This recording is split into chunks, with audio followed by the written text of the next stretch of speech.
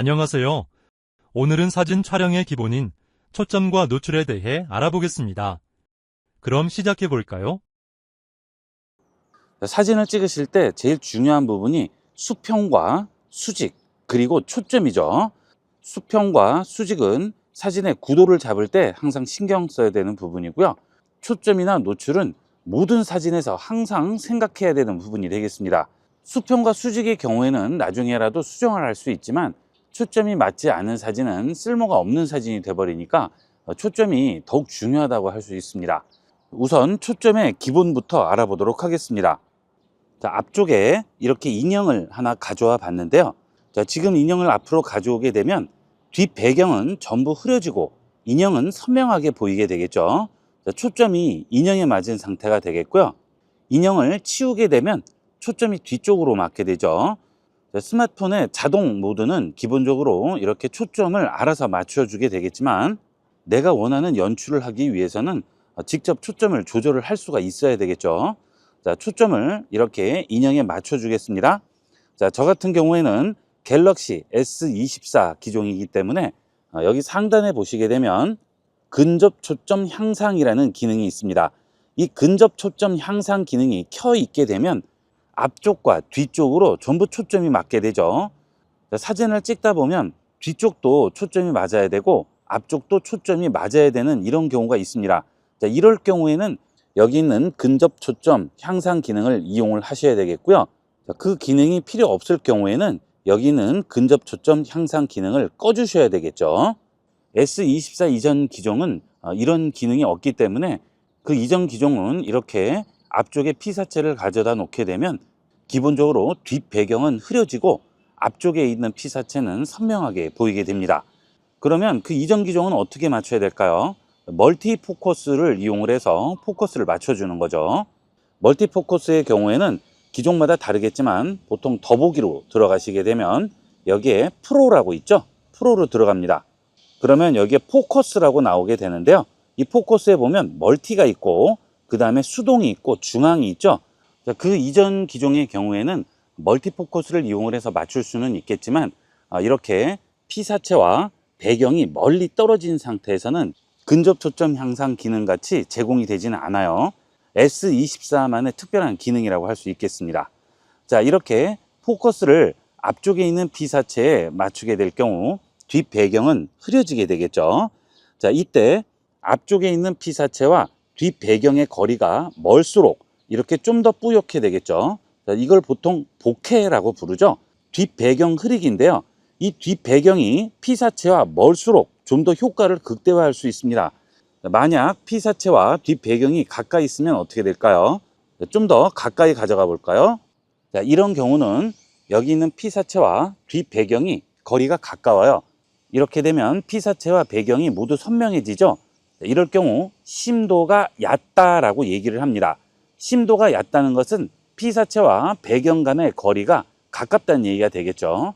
그래서 배경이 많이 흐려지지 않은 상태를 말하는 겁니다. 자, 그런데 이렇게 피사체와 배경의 거리가 굉장히 멀어요. 자, 그렇게 되면 배경이 뿌옇게 흐려지게 되죠. 보케가 많이 적용됩니다.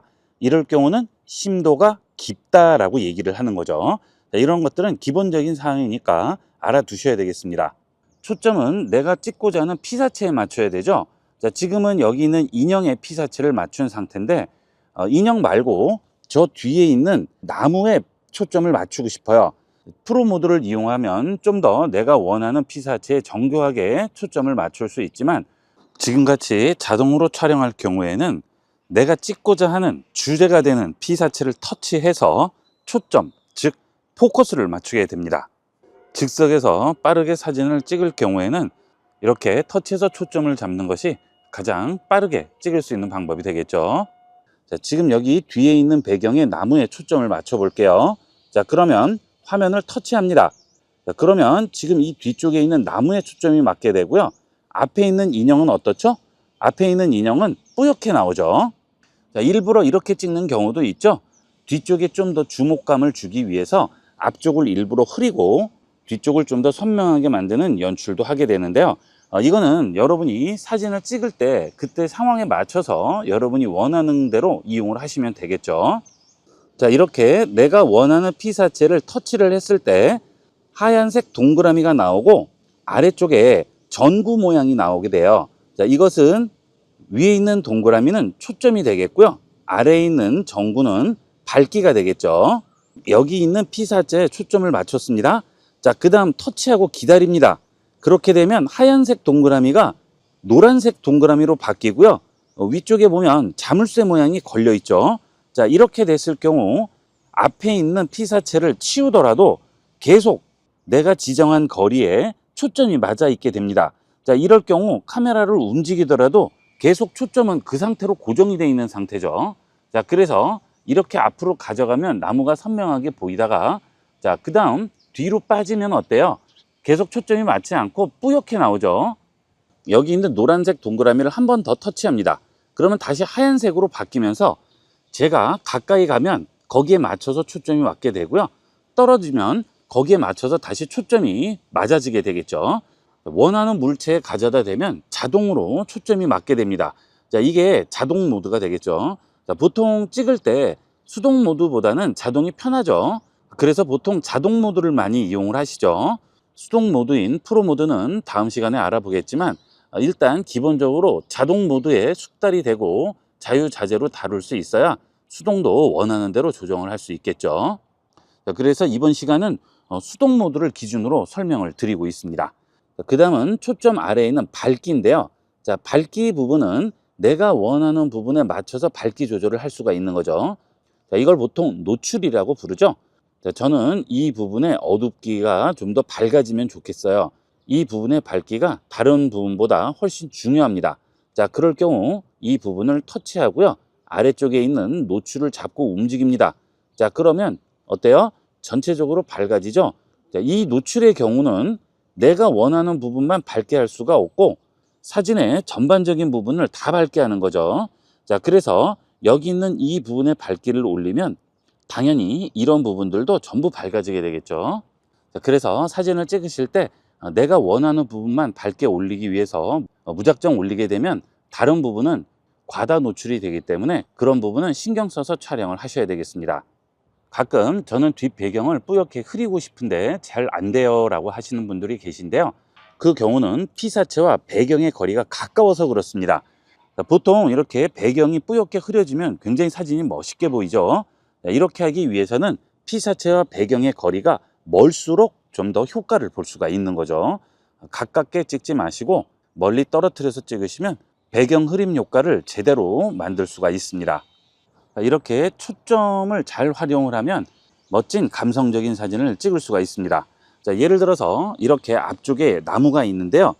여기 있는 나무에 초점을 맞출 수도 있겠지만 뒷 배경에 초점을 맞춰주게 되면 나무는 뿌옇게 나오고 배경이 선명하게 나오죠. 자, 일부러 이렇게 찍는 경우도 있고요. 또는 앞쪽에 있는 나무에 초점을 맞춰주고 배경을 뿌옇게 흐리면 내가 찍고자 하는 피사체를 완전히 보이지 않고 부분만 보이면서 뒷 배경을 흐리는 이렇게 감성적인 사진을 찍을 수가 있습니다. 사진을 찍으실 때 찍고자 하는 피사체가 항상 중앙에 들어오게 찍으시려고 하시는데요. 그렇게 하지 마시고 이렇게 부분만 보이더라도 선명하게 찍어주시면 이런 사진도 멋진 사진이 될 수 있죠. 다양한 방법으로 시도를 해보시는 게 중요하죠. 자, 이런 경우도 마찬가지가 되겠죠. 자, 이 사진은 앞쪽 벤치 손잡이 부분만 보이게 되는데요. 이렇게 앞쪽에 초점을 맞추고 뒤쪽은 뿌옇게 흐리면 이런 사진도 멋진 사진이 될 수 있습니다. 자, 이때 초점을 맞추고 밝기 조절을 좀 더 해주시게 되면 이런 자동 모드에서도 수동 모드 못지않은 멋진 사진을 찍을 수가 있어요.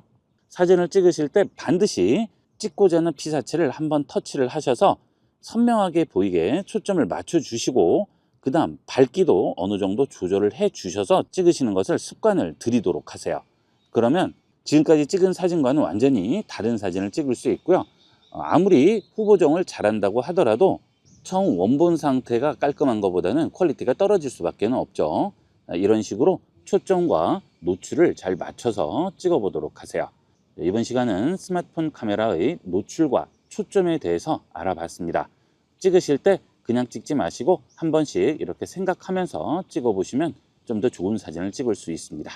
이번 시간은 여기까지 하도록 하겠습니다. 감사합니다.